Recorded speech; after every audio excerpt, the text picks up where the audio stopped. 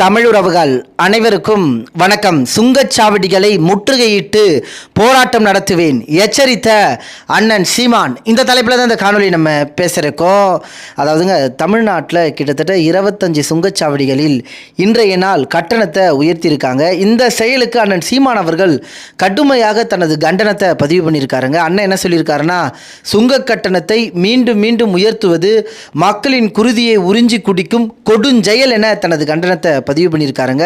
முக்கியமாக இந்த அறிக்கையிலான சீமான் அவர்கள் தமிழ்நாட்டில் உள்ள சுங்கச்சாவடிகளின் கட்டணத்தை உயர்த்தும் தேசிய நெடுஞ்சாலைத்துறையின் முடிவை உடனடியாக கைவிடுவதோடு மக்களின் உழைப்பை சுரண்டி பகற்கொள்ளையில் ஈடுபடும் சுங்கச்சாவடிகளை நிரந்தரமாக மூட வேண்டும் எனவும் இந்திய ஒன்றியத்தை ஆளும் பாஜக அரசை வலியுறுத்துகிறேன். மக்களை வஞ்சிக்கும் தனியார் நிறுவனங்களின் சுங்க கட்டண கொள்ளையை இந்திய ஒன்றிய அரசு உடனடியாக திரும்ப பெற வேண்டும்.